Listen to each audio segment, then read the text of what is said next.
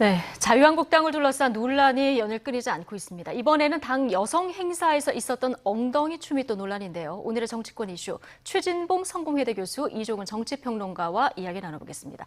두 분 어서 오십시오. 안녕하세요.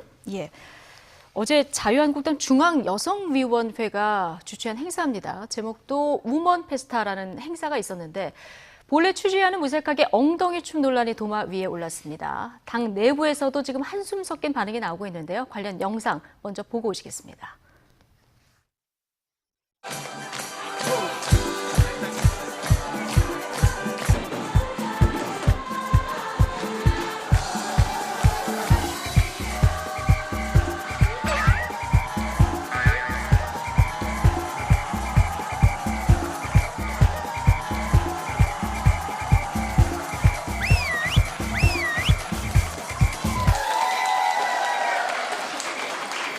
오늘 한 거 잊어버리지 말고 좀 더 연습을 계속해가지고 정말 멋진 자유한국당 공연단 만들어주시기 바랍니다, 여러분.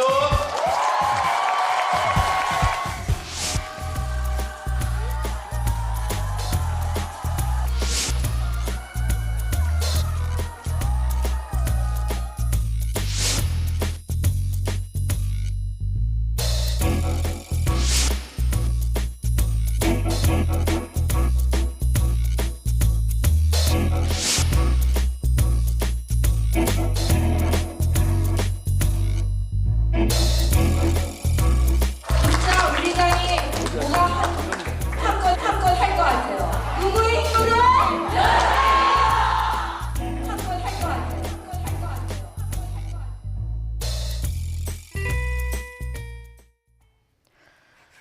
우리 당이 한 건 할 것 같다. 누구의 힘으로, 우리의 힘으로 얘기를 지금 들어보셨는데 어제 이게 여성을 위한 어떻게 보면 행사인데 이 퍼포먼스 어떻게 보셨습니까?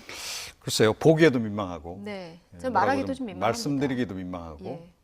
제가 정치 평론을 하면서 이런 평론까지 하게 될지는 몰랐습니다. 예.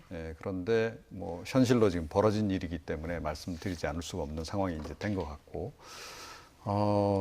저는 무엇보다 놀란 점이, 그러니까 여성들이 주관해서 하는 행사인데 저런 퍼포먼스를 여성들 스스로 준비했다는 거에 좀 사실은 조금 놀랐습니다. 그러니까 뭐 그 장면 자체가 굉장히 사실은 네. 뭐 누가 보더라도 민망할 수밖에 없는 그런 그 장면이었는데, 뭐 나경원 원내대표 뭐 얘기를 했습니다만 조금 전에 거의 요즘에 자유한국당은 일일 일건인 것 같아요. 일일 일건. 예, 그런 정도로 사고가 지금 빈발하고 있는 상황인데, 발언 논란도 굉장히 많은 거고 빈도가 너무 높다라고 생각합니다. 예.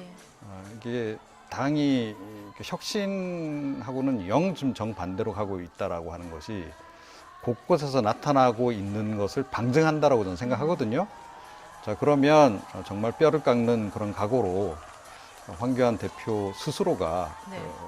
혁신을 좀 해나가는 작업을 좀 해야 되지 않겠나. 그러니까 황 대표 스스로가 좀 하기 어렵다면 정말로 이 전문가를 모셔서라도 예. 다시 한번 재정비를 해야 될 시점이 아닌가. 그러니까 그동안은 혁신위 몇 차례 만들었지만 사실 혁신 하나도 안 됐다라는 게 이번에 지금 여실히 또 드러난 네. 거 아닌가 싶거든요. 저는 그렇게 생각합니다. 예.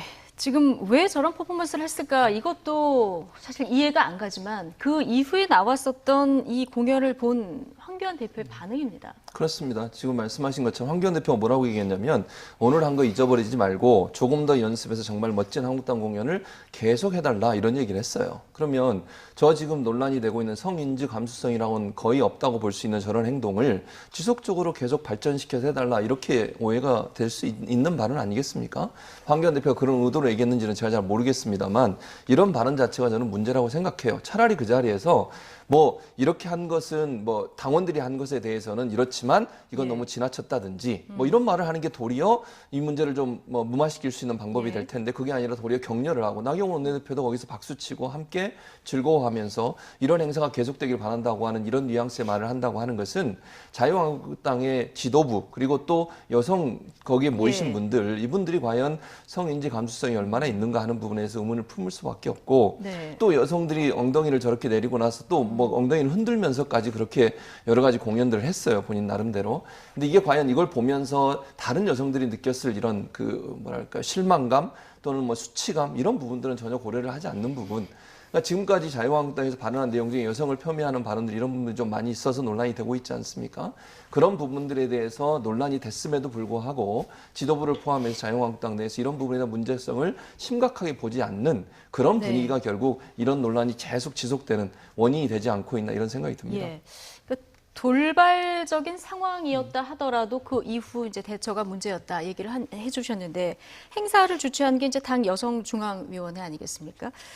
뭐 좋은 종이 비행기 날리는 여러 가지 퍼포먼스가 많았는데 이것만 부각되는 거에 대해서 유감을 표명을 했습니다. 뭐 이제 본인들은 그렇게 생각할 수도 있어요. 예. 그런데 언제나 뭐 정치적으로 문제가 되는 것들은 이런 사건들 아니겠습니까? 그래서 이걸 뭐 어떤 예외적으로 뭐 유별나게 이 사안만 가지고 지금 뭐 기자들이 또는 언론들이 문제를 삼는다라고 보기는 어려운 거죠. 네. 자, 이제 그렇고 저는 자유한국당 여성중앙위원회 자체를 다시 한번 스스로 되돌아볼 필요가 있지 않나 이런 예. 생각을 좀 하게 돼요. 그러니까 과거에도 보면 뭐 미투 운동 관련해서도 그렇고 여성 관련해서 뭐 여러 가지 이슈가 불거질 때마다 자유한국당 여성 의원들이라든가 또 여성위원회는 조금 다른 정당의 여성위원회라든가 여성 의원들하고는 좀 다른 결의 행동들을 좀 보인다는 거예요. 예.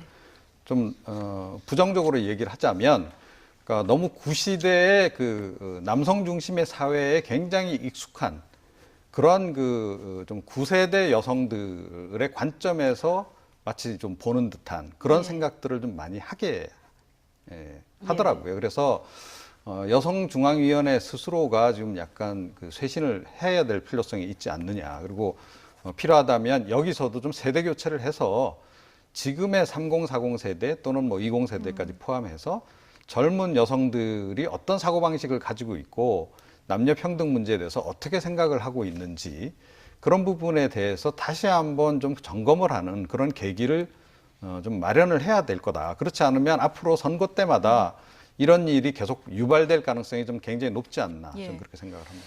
물론 뭐 다 모든 분들이 그런 건 아니고 네. 어제 이제 돌발적인 뭐 행사에서 나온 얘기긴 한데요. 저희가 앞서 그 그래픽이 나갔는데 송희경 자유한국당 의원인데 대표로 잘못 나간 것 같습니다. 이 부분 의원으로 정정하고요. 시청자 여러분들께 양해 말씀 드리겠습니다.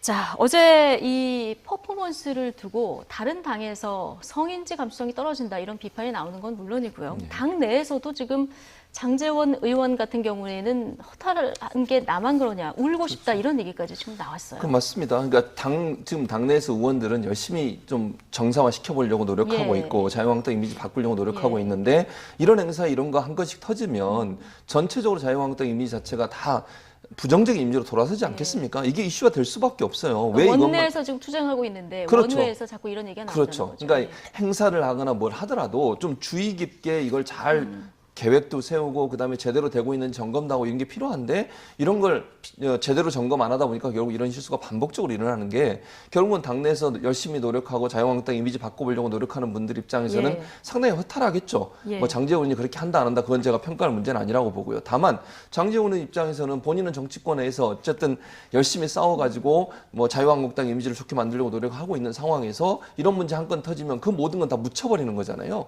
그러니까 본인들이 왜 이런 문제를 가지고 얘기하냐고 하는데 언론에서는 당연히 논란이 되고 이슈가 되는 걸 보도할 수밖에 없는 거예요. 일반적이고 평범한 걸 보도하려면 뉴스가 될 수 없는 거잖아요.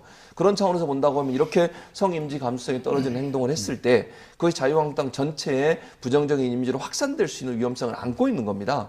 그러면 이런 행사를 준비하거나 계획하는 사람들 입장에서는 이런 일이 발생하지 않도록 미연에 다 조사도 하고 그다음 점검도 하고 어떤 방식으로 운영될지에 대해서 미리 다 얘기도 나누고 이래야 되는 거 아니겠습니까? 예. 언론들이 집중해서 보도하고 있는 내용이기도 하고요. 그런 부분들을 전혀 준비하지 않고서 이런 일이 벌어졌다고 하면 사실은 자유한국당 내에서 정말 소수인지 많은지는 제가 뭐 판단할 수 없겠습니다만 자유한국당의 이미지 변화를 위해서 노력하는 많은 분들 입장에서는 허탈감을 느낄 수밖에 없죠. 어제도 네. 사실은 뭐 당내 논란이 되고 있긴 합니다만 정상화에 공식적으로 발표를 안 했지만 거의 모든 상임위에 자유한국당 의원들이 들어왔어요. 그래서 논의도 하고요. 예. 그런 노력들을 보여주면서 뭔가 좀 국민들한테 어필하려고 하는 의도를 가지고서 변화된 모습을 보여주려고 했는데 이런 건이 한 건 터짐으로써 결국 그분들의 노력이 결국 다 물거품이 돼버리는 이런 현상이 계속 반복되니까 좀 안타까운 마음을 표현하는 그런 얘기들이 아닌가 이런 생각이 듭니다. 그러니까 당 안에서 지금 조건 없는 국회 복귀 얘기도 네. 많이 나오고요. 최고위원으로부터도 이 얘기가 나온 이런 상황입니다. 지금 정상화인 듯 아닌 듯 애매한 지금 국회 상황이 이어지고 있는 상황인데 오늘 오후에 또 정개특위, 사개특위 이 지금 한국당이 저지하겠다고 하는 선거법이나 개혁입법 이걸 논의할 이 두 특위를 연장할지 말지를 논의를 해야 되는 이런 상황 아니겠습니까? 원내에서는 이런데 지금 아까 말씀하신 대로 1일 1건 이게 지금 원외에서 장외투쟁을 하는 과정에서 계속 나오고 있거든요. 네, 예. 그렇습니다. 그래서 사실은 지금 이번에 이제 그 나경원 원내대표가 이 합의안을 이제 추인받지 못하는 과정에서 여실히 드러났듯이 지금 그 황교안 대표하고 나경원 원내대표 간의 의견 조율이랄까, 뭐 협치랄까, 뭐 당내 협치 같은 게 지금 잘 안 이루어지는 거 아닌가라는 그런 생각을 좀 많이 갖게 네. 하거든요. 자, 그러다 보니까 아마 의원들 입장에서도 굉장히 혼란스러울 겁니다. 그러니까 당장 뭐 내가 속한 그 위원회에 내가 지금 회의에 들어가야 되나 말아야 되나부터 예. 시작해서 그걸 일일이 또 이렇게 뭐 나경원 원내대표에게 물어본다거나 또 황교안 대표에게 물어보고 또 행동할 수도 없는 거고 지금 상황이 그렇다. 뭐 그리고 다 의사소통은 하고 있다 이렇게 얘기는 예, 했습니다. 그리고 예. 어찌됐건 지난번에 그 공식적인 의총에서 그게 추인이 안 됐다라고 한다면 그러면 다시 지금 의원총회를 빨리 열어야 하는 거죠. 예. 열어서 원내 대책을 그러면 뭐 그러니까 나경원 원내대표에게 다시 힘을 실어주면서 뭐 다시 이제 뭐 활동을 좀 재개하도록 한다든지 이런 과정이나 절차도 좀 필요한데 예. 그런 것도 지금 없이 뭐 일각에서는 뭐 지금이라도 다 뭐 들어가자라는 얘기가 막 나오고 뭐 이렇게 중구난방식으로 지금 이제 당이 좀 꾸려지고 있는 예. 거거든요. 그러니까 이것도 문제입니다. 그러니까 예를 들어 그럼 이 시점에서 아무런 조건 예. 없이 가자라고 할 것 같으면 그럼 지난번에 그 협상안은 왜 추인을 안 했냐는 예. 얘기가 나올 수밖에 없는 거잖아요. 그래서 스스로 지금 논리적으로 대회에서 밖에서 보기에는 상당히 논리 모순적인 그런 지금 전반적인 기류들이 밖에서 이렇게 노출이 된다는 거예요. 자, 그렇다면 이거는 빨리 그러니까 나경원 원내대표하고 황교안 대표 만나서 좀 교통 정리도 좀 하고 그래서 좀 합치된 전략을 빨리 지금 수립을 하고 시행을 하는 것이 우선 급선무가 아닌가 이렇게 생각을 합니다. 그 야당으로서 투쟁력을 강화하려고 하면 이제 목소리가 하나로 모아져야 되는데 지금 말씀하신 대로 그렇지 못한 상황이 계속 반복되고 있습니다. 이 상황에서 지금 장외 투쟁을 하고 있는 황교안 대표가 국회로 돌아와야 된다고 보십니까? 저는 돌아가야 된다고 생각해요. 왜냐하면 이게 국민들의 뜻이에요. 국민들의 뜻. 본인들은 정쟁 때문에 본인들의 정치적 이유 때문에 근데 실제적으로 의원들 중에 장제원 의원이 그런 얘기 했잖아요. 나경원 원내대표하고 황교안 대표가 자기 정치하고 있다.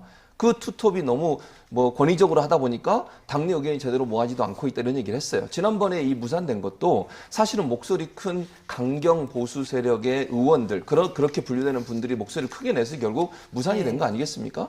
차라리 그냥 그때 표결에 붙여가지고 나경원 원내대표가 어떤 결과가 나오는지를 봤으면 또 다른 결과가 나올지도 몰라요. 말을 하지 않고 발언하지 않은 많은 의원들 중에는 제가 볼 때 무조건 조건 없이 그냥 국회 가야 된다 정상화하도록. 그건 왜냐면 국민들이 그리고 원하고 있는 거잖아요. 지역구에 가서 지역구 구민들이나 국민들 얘기 들어보면요, 모든 국민들이 다 조건 없이 들어와야 된다. 그렇게 지금 얘기하고 있는 상황입니다. 이거는 정치적으로 본인들의 정치적 이익과 정치적인 어떤 뭐 본인들이 원하는 걸 얻어내기 위한 정쟁으로 사용하기 때문에 이런 문제가 발생하고 있기 때문에 무조건적인 등원이라고 하는 것을 주장하는 분들은 국민의 목소리를 듣는 것이고 그걸 반대하는 분들 입장에서는 본인들의 정치적인 입지라든지 예컨대 지금 논란이 되고 있는 게 수사가 진행되고 있는 지난번 패스트트랙에서 폭력을 행사했던 의원들에 대한 예. 조사 문제라든지 또는 뭐 황교안 대표나 아니면 나경원 원내대표 같은 경우에는 극우 세력이라고 분류되는 태극기 집회에 나오는 분들에 대한 지지를 끌어내기 위한 목적이라든지 예. 이런 정치적 목적이라고밖에 분석하고 판단할 수밖에 없는 거죠. 그게 충돌되고 있는데 현재 목소리가 큰 진영이 결국은 아직도 보수,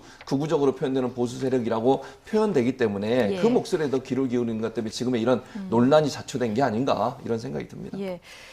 지금 말씀하신 지난번 3당 교섭단체 예. 원내대표 회의에서 패스트트랙 과정에서 고소고발된 건 이걸 취하하자 이 얘기 나왔었던 것 같은데 잘 안 된 것 같습니다. 오늘 아마 경찰의 첫 소환 조사가 있을 것 같은데요.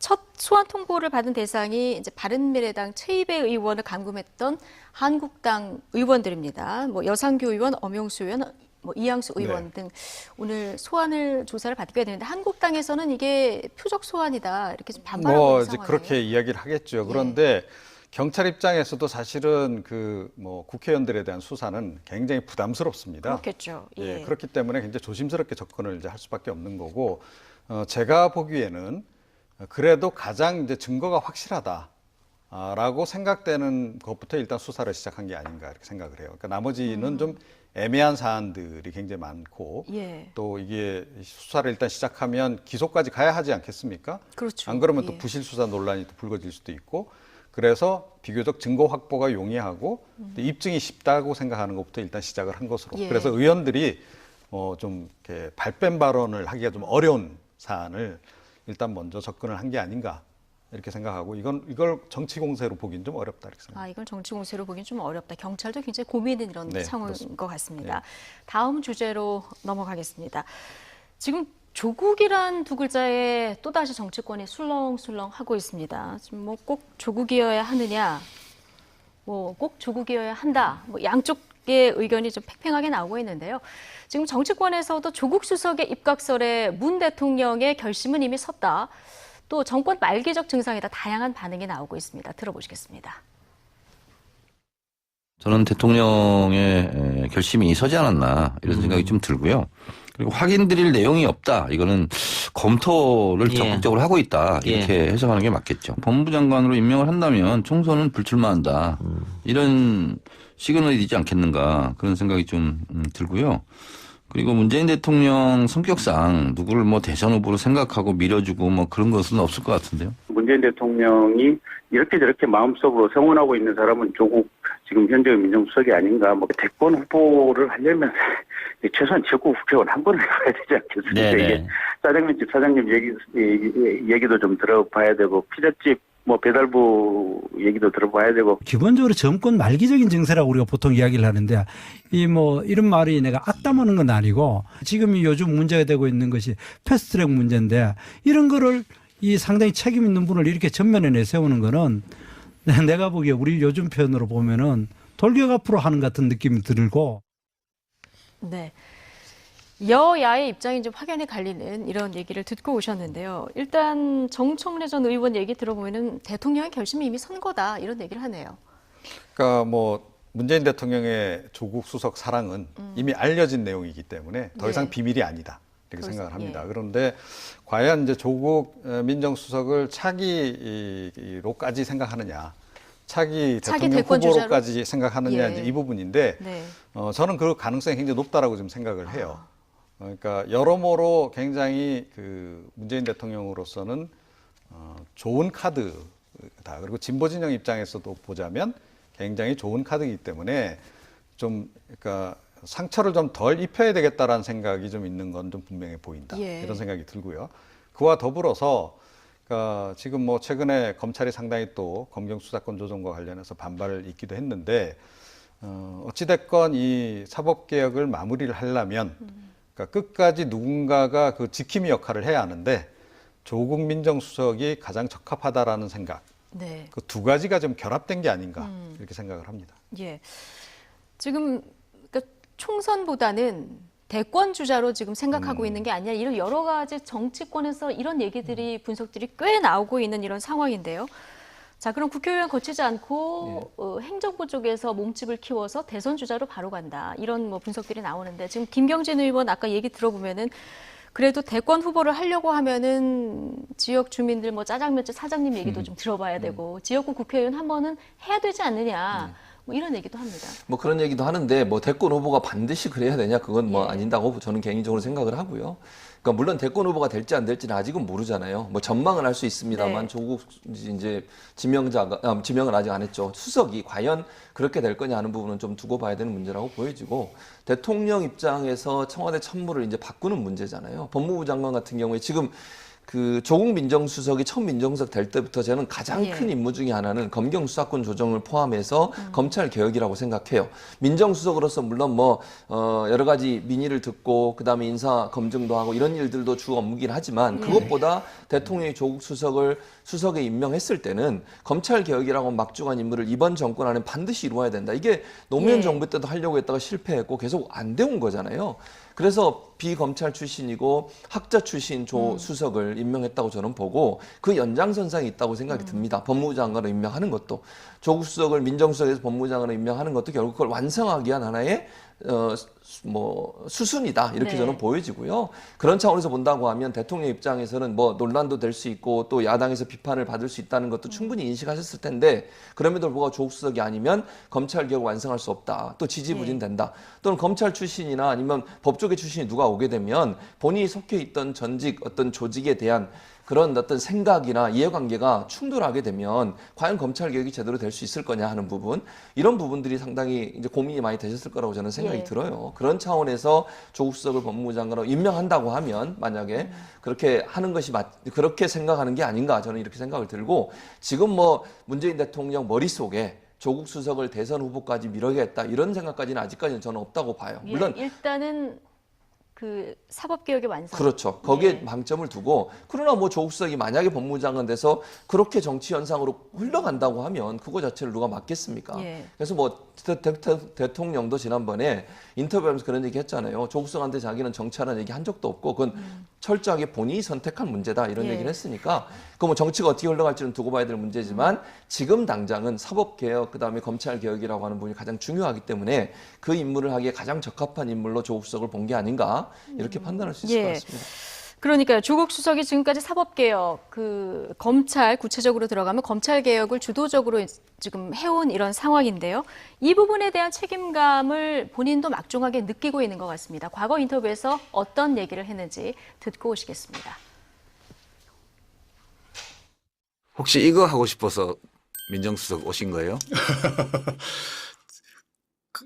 제가 민정수석을 수락하게 된 큰 이유 중에 하나다라는 점은 분명한 것 같습니다. 권력기관 개혁을 해야 되겠다라는 게 제가 개인적으로 이 민정수석 자리에 오게 된 중요한 동기인 건 분명합니다. 그러면 이거 완수하기 전까지는 학교로 안 돌아가요? 국회에서 빨리 협조해 주시면 제가 학교로 돌아갈 시간이 좀 당겨지지 않을까 생각이 듭니다. 네. 과거 발언 들어보셨습니다. 학교로 돌아가려면 이제 권력기관 개혁이 완수가 돼야 될 것 같은데 오늘 한 언론과의 인터뷰에서 나는 입법부형 인간이 아니라 행정부형 인간이다. 이렇게 얘기를 했습니다. 본인은 물론 뭐 이 법무장관으로 가는 뭐 이런 취지의 발언은 아니다라고 얘기를 합니다만은 들리기에는 수용하는 듯한 느낌이 듭니다. 아, 그렇죠. 예. 그러니까 일단 뭐 현장을 뛰는 정치인보다는 자기는 행정가형에 가깝다라는 이제 얘기를 한 건데요. 네. 그 결국은 이제 행정부 쪽에서 뭔가 역할이 부여되면 그건 하겠다라는 얘기하고 다르지 않다. 이제 그런 의미에서 일단은 뭐 이 최근에 불거진 이 설과 관련해서 뭐 수용을 개인적으로 한 게 아닌가 이제 이렇게 이제 분석들을 하는데 네. 그 분석이 정확할 것 같고요. 네. 그리고 뭐 조금 전에 그 인터뷰 유시민 이사장과 인터뷰하는 과정에서도 얘기가 나왔는데 만약에 공수처법이 지금 통과가 됐다라든가 또 검경수사권 조정 관련한 입법이 마무리가 됐다. 이러면 또 좀 다른 선택을 했을 수도 있다고 좀 봅니다. 예. 그런데 역시 그것이 아직까지 국회에서 처리가 안 돼 있는 상황이기 때문에 예. 그 부분도 좀 작용을 한 것 같다. 그래서 아마 문재인 대통령하고 조국 민정수석은 뭐 서로 솔직하게 이야기를 다 터놓고 하는 사이이기 때문에 아마 좀 둘이 충분히 숙의한 결과 이번에는 그렇게 가는 게 당분간은 좋지 않겠는가라는 합의에 도달한 거 아닐까라고 예. 저는 생각을 합니다. 어제 정치구단 박지원 의원은 이런 얘기도 하더라고요. 그러니까 법무장관으로 가서 한 2월까지 하고 그 이후에 이제 총선을 앞두고 또 총선도 나갈 수 있지 않겠냐 이런 얘기도 사실 했는데 그 2월이라는 시점을 생각해 보면 이때까지는 사법개혁을 완수하겠다. 뭐 이런 뜻으로도 들리기는 하는데. 틀리긴 하는데 사실 예. 지금의 국회 상황을 보면 그게 쉽지가 않습니다. 쉽지는 않다. 예. 예. 왜냐하면 패스트트랙에 현실적으로 올리는 좀 거죠. 그렇죠. 가능하지 현실적으로 않다. 제가 볼 때 예. 박지원 이제 의원께서 이렇게 말씀하시는 건 뭐 그분의 의견으로 이해는 되지만 실제 지금 정치 일정을 보면 패스트트랙이 마지막까지 가려면 300일이 다 필요하잖아요. 네. 그렇게 되면 그게 다 완성되고 마무리되는 데까지는 시간이 좀 필요합니다. 그런데 2월 말에 가서 또 국회의원 출마를 한다?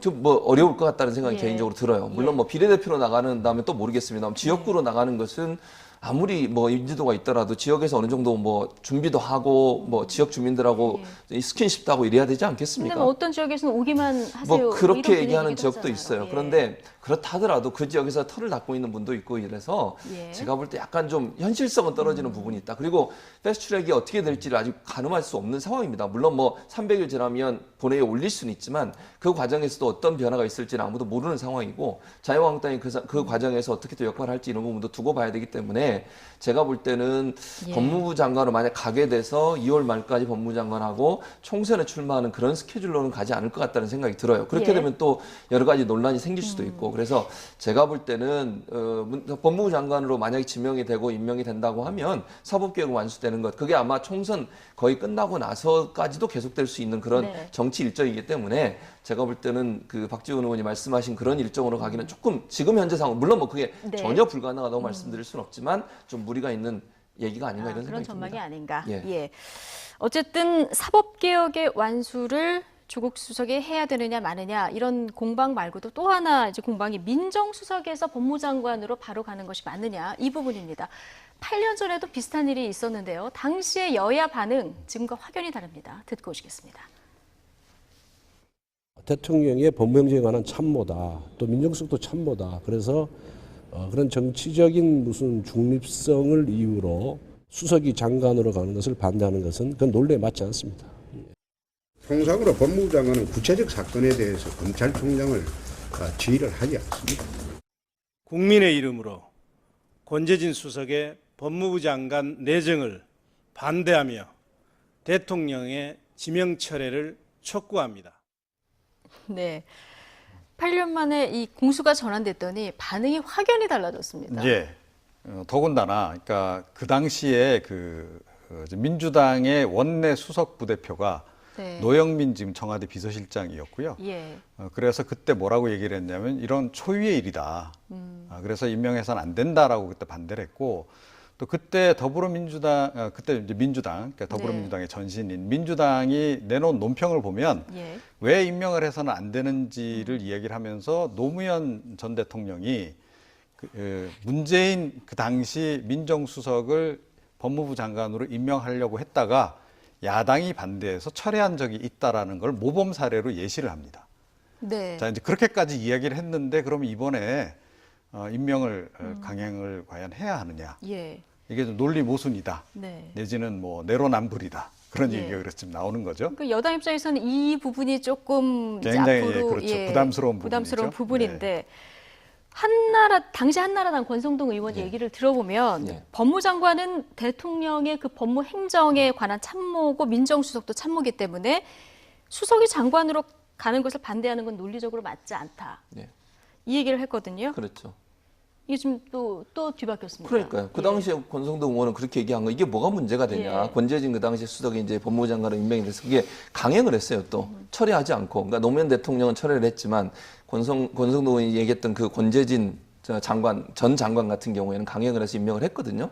거기에 대해서 지금 홍준표 전 대표도 그 얘기 했잖아요. 아까 우리가 싱크 봤듯이. 그 얘기를 지금 민주당이 하고 있는. 지금 현재 민주당이 하고 있는 거죠. 예. 그래서 이게 내로남불이라고 우리가 늘 얘기하는데 내로남불 현상이 한두 번 일어납니까? 그 뭐 끊임없이 반복적으로 정권 바뀔 때마다 일어나고 있는 상황인데 그만큼 이제 서로가 서로에게 입장이 바뀌면 각각 다른 입장을 내는 부분 이건 좀 국민들이 볼 때는 바람직한 태도는 아니라고 봐요. 다만 이제 이게 민정수석에서 법무부 장관 가는 문제가 법적으로는 하자는 없잖아요. 예. 그러니까 논리적으로 뭘 얘기해야 되냐면 저는 그렇게 생각해요. 뭐 문재인 대통령이 그 당시에 그 권재진 장관 임명 당시에는 노무현 전 이사장이셨어요. 그때 그런 얘기를 했어요.